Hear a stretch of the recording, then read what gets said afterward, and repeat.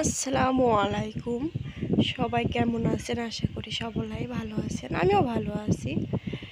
যে যেখান থেকে আমার ভিডিও দেখছেন সবাইকে আমার সালাম এবং শুভেচ্ছা। আমার এই ভিডিও দেখার জন্য আপনাদেরকে অসংখ্য ধন্যবাদ।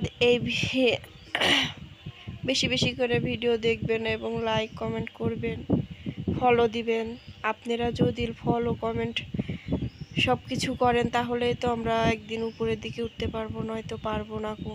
সেজন্যই বলছি। যাই হোক, আজকে রান্না করব, এই যে দেখতে পাচ্ছেন কদুটি আমি আজকে ভাজি করব, সে কারণেই নিয়েছি। এই যে আমি এখানে ছিলে নিয়েছি, ছিলে এখানে ভাজি করে নিচ্ছি।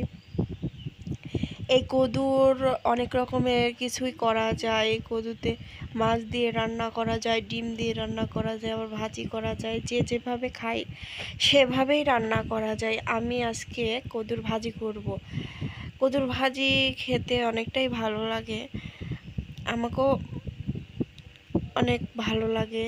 তাই আজকে ভাবছিলাম যে কি রান্না করব দুপুরে। তাই ভাবছিলাম যে আজকে কদু আছে, কদুটি হলো যে ভাজি করি। আমি ওই যে কুটে নিয়েছি, ধুয়ে নিয়েছি, এবার ভাজি করতে চলে এসেছি, আকার পাড়ে চলে এসেছি। এই যে আমি চড়াই দিচ্ছি ভাজি। ভাজি করা তো আপনারা সবাই জানেন কি করে ভাজি করতে হয়, এটা আলাদাভাবে বলার কিছু নাই। আপনারা যেভাবে ভাজি করেন আমিও সেভাবেই ভাজি করি, কিন্তু ভাজি করার ইয়েটা স্বাদ ভাজির মধ্যে অনেকে করতে পারে, যে যেভাবে করে সেভাবেই হবে। এই ভাজিটা যদি মনে করে যে পানি দিয়ে সিদ্ধ করে নিব, সিদ্ধ করে পরে তেলে দিব, তাও হবে, বা তেলে দিয়ে চড়াবো তাও হবে। আমি এখানে তেলে দিয়ে চড়াইছি। এই যে হয়েও গেছে আমার ভাজি, এই দেখেন হয়ে গেছে, অনেক দারুণ খেতে।